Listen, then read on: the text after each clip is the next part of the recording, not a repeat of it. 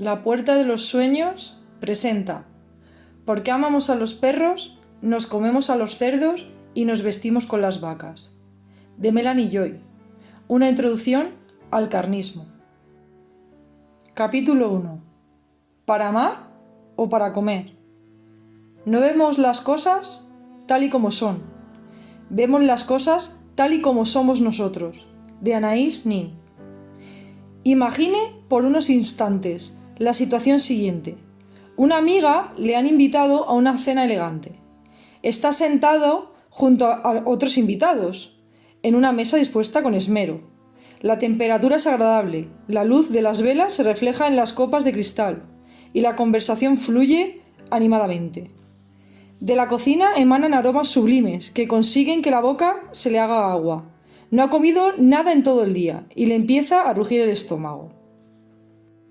Por fin, después de lo que parecen varias horas, su amiga la anfitriona emerge de la cocina con una cazuela humeante y llena de estofado. El aroma de la carne, de las especias y de las verduras inunda la habitación. Se sirve una ración generosa y después de haber ingerido varios trozos de melosa carne, le pregunta a su amiga si le daría la receta. «Claro que sí», le contesta. «Primero coges 1 kilo de carne de Golden Retriever, marinada desde la noche de antes y luego...» «¿Qué?», ha dicho Golden Retriever. Probablemente se haya quedado petrificado, con la boca aún más llena, mientras piensa en lo que acaba de escuchar. «Tiene la boca llena de carne de perro». «¿Y ahora qué? ¿Sigue comiendo? ¿O la idea de que hay un Golden Retriever en su plato y de habérselo comido le resulta insoportable? ¿Aparta la carne y se limita a comer las verduras de la guarnición? Si es como la mayoría de occidentales, en cuanto escuche que está comiendo perro, la sensación de placer se transformará automáticamente en un asco más o menos intenso. Es posible que le repugnen hasta las verduras del estofado, como si hubieran quedado contaminadas por la carne.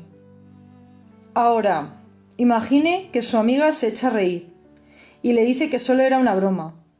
La carne no es de Golden Retriever, sino de ternera. ¿Cómo se siente ahora acerca de la comida? ¿Ha recuperado el apetito? ¿Sigue comiendo con el mismo entusiasmo que al empezar a cenar?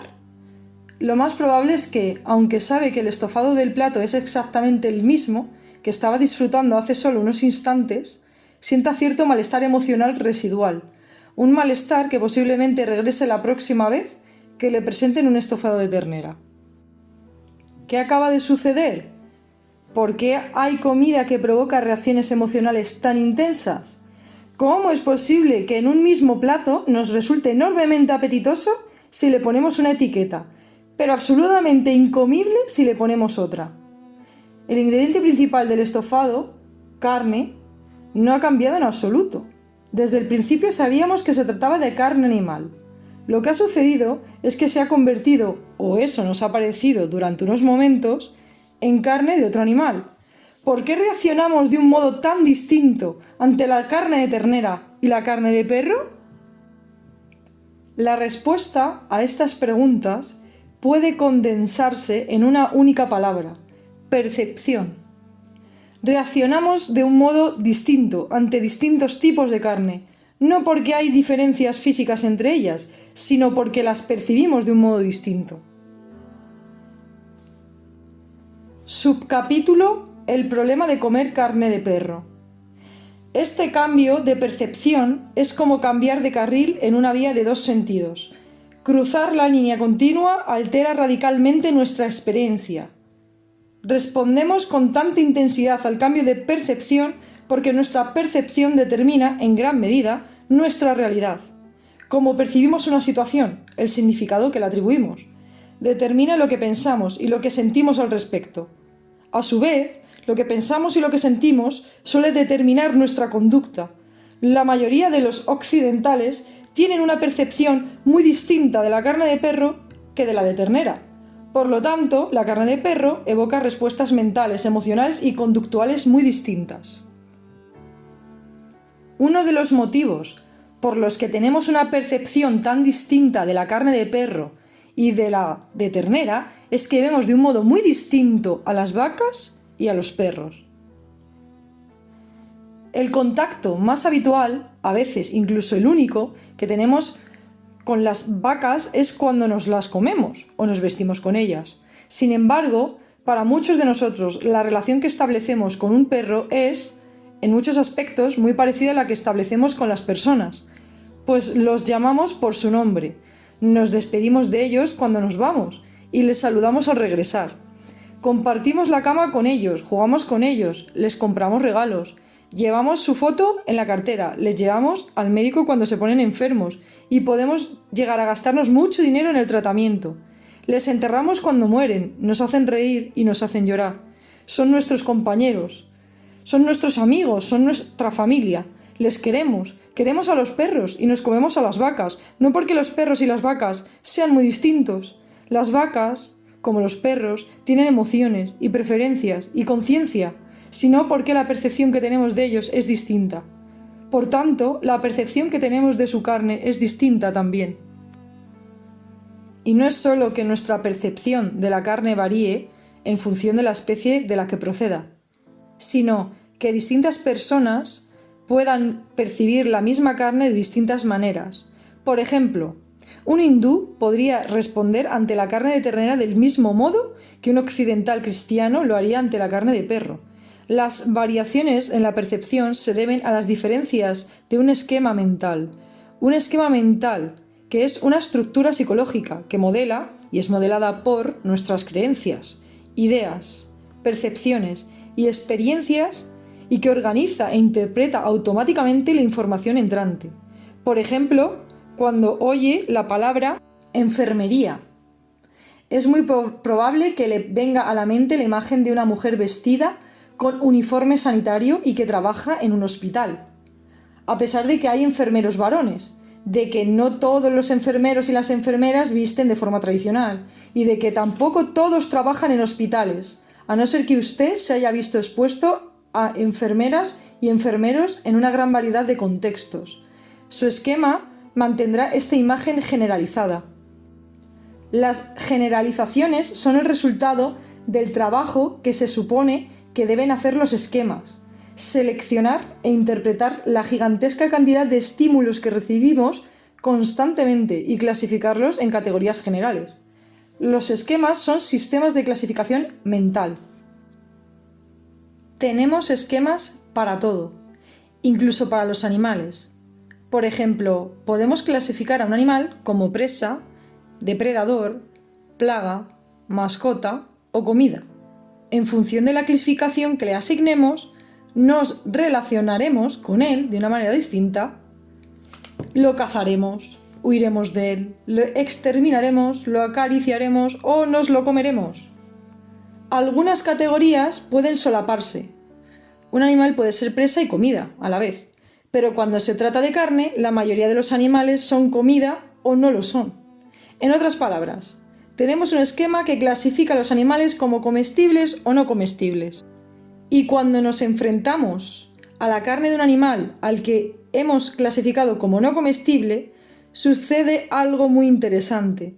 Nos imaginamos automáticamente al animal vivo del que procede y tenderemos a sentir asco ante la mera idea de comérnoslo. El proceso perceptivo sigue esta secuencia. Carne de Golden Retriever. Estímulo. Animal no comestible, creencia o percepción. Imagen de un perro vivo. Pensamiento. Asco. Emoción. Negativa o reticencia a comer. Conducta. Inciso destacado y enmarcado. Gustos adquiridos. Aunque los seres humanos parecen tener la tendencia innata de preferir los sabores dulces, el azúcar es una fuente de calorías muy útil, y de evitar los amargos y los ácidos, que con frecuencia indican la presencia de una sustancia tóxica, lo cierto es que la mayoría de nuestras preferencias gustativas son adquiridas. En otras palabras, dentro del amplio repertorio del paladar humano, preferimos los alimentos que hemos aprendido que nos deben gustar. La comida, y especialmente la comida animal, es muy simbólica y es este simbolismo, acompañado y reforzado por la tradición, el principal responsable de nuestras preferencias alimentarias. Por ejemplo, muy pocas personas disfrutan del caviar, hasta que llegan a una edad en la que se dan cuenta de que el gusto por el caviar indica sofisticación y refinamiento. En China, la población consume penes de animales, porque creen que estos órganos mejoran la función sexual. A pesar de que el gusto es una cuestión fundamentalmente cultural, las personas tienden a considerar que sus preferencias son racionales y desviarse de las mismas les resulta ofensivo y les da asco. Por ejemplo, a muchas personas les asquea pensar en beber leche extraída de las ubres de las vacas. Otras no conciben comer bacon, jamón, ternera o pollo. Otras consideran que comer huevos no se aleja mucho de comer fetos. De hecho, técnicamente es lo mismo. Y piense en cómo se sentiría si tuviera que comer tarántulas fritas, con pelo, aguijón y todo lo demás, como hacen en Camboya, o paté de testículo de carnero en conserva, como en Islandia, o embriones de pato, huevos fertilizados que contienen aves parcialmente formadas con plumas, huesos y alas incipientes, como en algunas partes de Asia.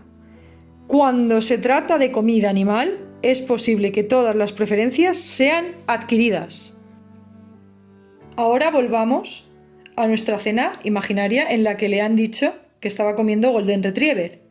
Si la situación hubiera sido real, habría olido el mismo aroma y sentido los mismos sabores que en un segundo antes. Sin embargo, es muy probable que ahora tuviera la imagen mental de un Golden Retriever, quizás corriendo en el parque tras una pelota, acurrucado junto a la chimenea o corriendo junto a una deportista. Y es muy probable también que estas imágenes vinieran acompañadas de emociones, como empatía o preocupación por el perro sacrificado y el consecuente asco ante la idea de comerlo.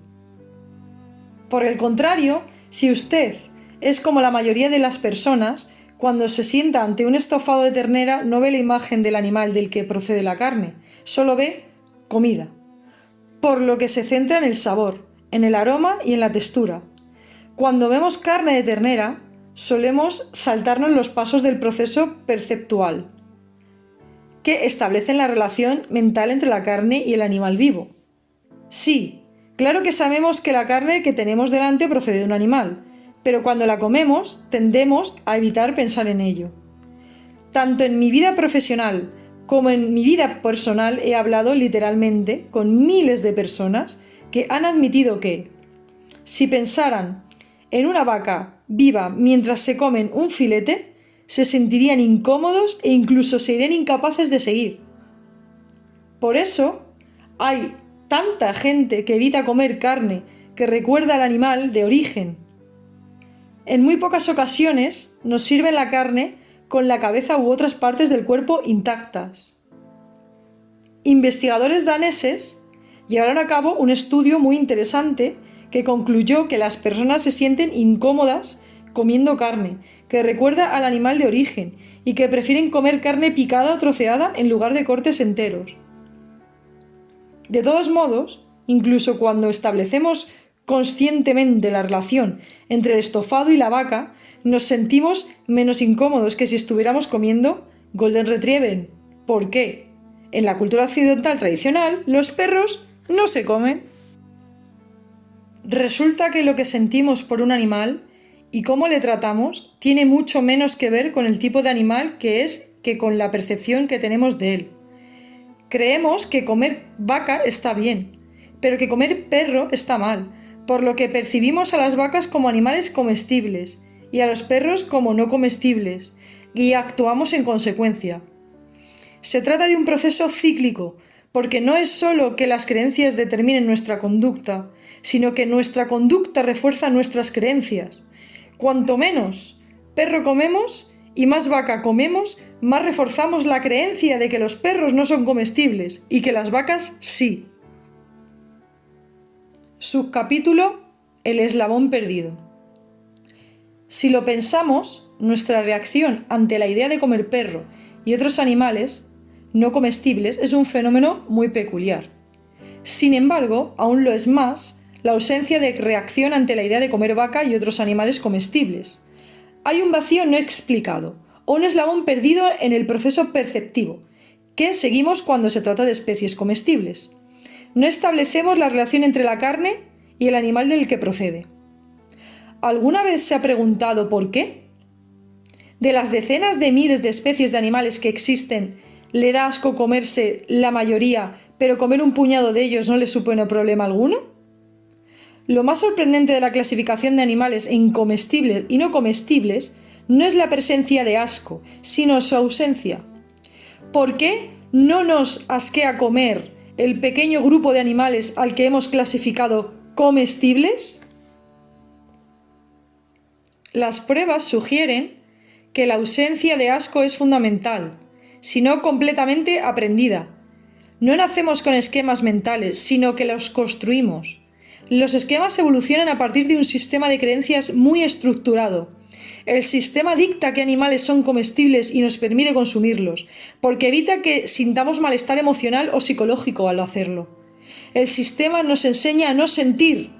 La emoción más obvia que perdemos es la de asco, pero más allá del asco subyace otra emoción mucho más importante para nuestra identidad: la empatía. Subcapítulo: de la empatía a la apatía. ¿Por qué se toma tantas molestias el sistema para bloquear nuestra empatía? ¿A qué se deben todas estas acrobacias psicológicas? La respuesta es muy sencilla. Porque nos preocupan los animales y no queremos que sufran, y porque nos los comemos. Nuestros valores y nuestras conductas son incongruentes, y esta incongruencia nos provoca un malestar moral. Tenemos 3 opciones para aliviar este malestar: cambiar de valores para que coincidan con la conducta, cambiar de conducta para que coincida con los valores, o cambiar la percepción de nuestra conducta para que parezca que coincide con nuestros valores. Nuestro esquema sobre la carne parte de esta tercera opción. Mientras el sufrimiento animal no nos parezca innecesario ni dejemos de comer animales, nuestro esquema distorsionará la percepción de los animales y de la carne que comemos para que nos sintamos lo suficientemente cómodos como para poder comerlos. Y el sistema que construye el esquema que tenemos sobre la carne nos ofrece el modo de conseguirlo. La herramienta principal de este sistema es la anestesia emocional. La anestesia emocional es un proceso psicológico por el que nos desconectamos mental y emocionalmente de nuestra experiencia. Nos anestesiamos. En sí misma, la anestesia emocional no es perjudicial, sino que forma parte normal e inevitable de la vida cotidiana, pues nos permite funcionar en un mundo violento e impredecible y nos ayuda a afrontar el dolor si somos víctimas de violencia. Por ejemplo, es muy probable que se mostrara muy reticente a conducir por la autopista si fuera plenamente consciente de que va a toda velocidad sobre el asfalto en un pequeño vehículo de metal y de que está rodeado por miles de vehículos semejantes, que también avanzan a toda velocidad. Y si tuviera la desgracia de ser víctima de un accidente de tráfico, es probable que quedara conmocionado y que se quedara en un estado de shock hasta que fuera psicológicamente capaz de afrontar la realidad de lo sucedido. La anestesia emocional es adaptativa, beneficiosa cuando nos ayuda a afrontar la violencia. Por el contrario, pasa a ser desadaptativa, destructiva, cuando se utiliza para permitir la violencia, incluso cuando dicha violencia ocurre en lugares tan lejanos como las fábricas en las que se convierte a los animales en comida. La anestesia emocional consta de una amplia variedad de mecanismos de defensa, entre otros. Son mecanismos insidiosos, potentes e invisibles y operan tanto a nivel social como psicológico. Distorsionan nuestra percepción y nos distancian de nuestras propias emociones, de modo que transforman la empatía en apatía. De hecho, el sistema principal de este libro es el proceso de aprender a no sentir. Estos son algunos de los mecanismos de la anestesia emocional: negación, evitación, costumbre, justificación, cosificación, desindividualización, dicotomización, racionalización y disociación. A lo largo de los próximos capítulos examinaremos las características del sistema y cómo se asegura de que lo continuemos apoyando. Inciso destacado y enmarcado.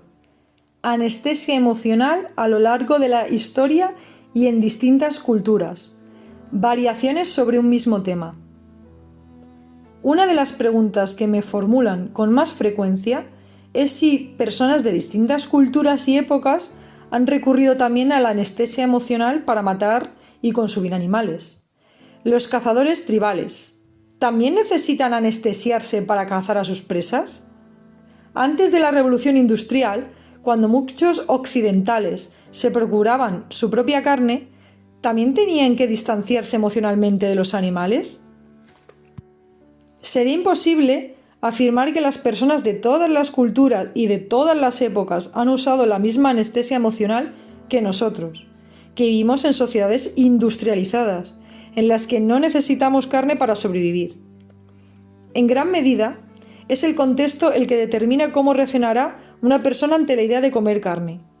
Los valores personales, modelados sobre todo a partir de estructuras sociales y culturales más amplias, contribuyen a determinar cuánto esfuerzo psicológico necesitaremos para distanciarnos de la realidad de comernos un animal. En las sociedades donde la carne ha sido necesaria para la supervivencia, las personas no han podido permitirse el lujo de reflexionar sobre lo ético de sus elecciones. Tradicionalmente apoyan el consumo de animales, por lo que es probable que el hecho de comer animales les genere menos malestar. Como se mata a los animales también afecta a nuestra reacción emocional. La crueldad suele perturbarnos más que el sacrificio en sí. Sin embargo, incluso en situaciones en las que comer carne ha sido una necesidad y en las que se ha matado a los animales sin violencia gratuita que caracteriza a los matadores contemporáneos, las personas siempre han evitado comer ciertos tipos de animales y se han esforzado por reconciliar el hecho de matar y de consumir los que sí comen. Existen abundantes ejemplos de ritos, rituales y sistemas de creencias que calman la conciencia del consumidor de carne. El carnicero o el consumidor de la carne llevan a cabo ceremonias de purificación después de haberse cobrado una vida o se considera que el animal ha sido sacrificado para el consumo humano. Una postura que imbuye al acto de significado espiritual e implica cierta elección por parte de la presa.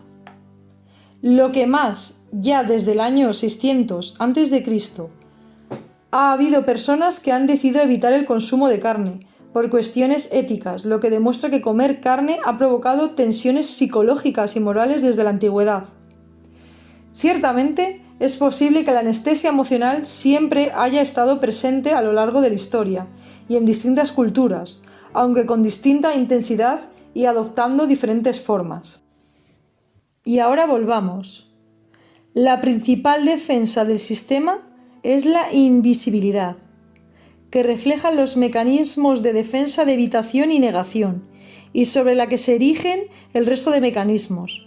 Por ejemplo, la invisibilidad nos permite consumir ternera sin imaginarnos el animal que nos estamos comiendo. Bloquea nuestros propios pensamientos.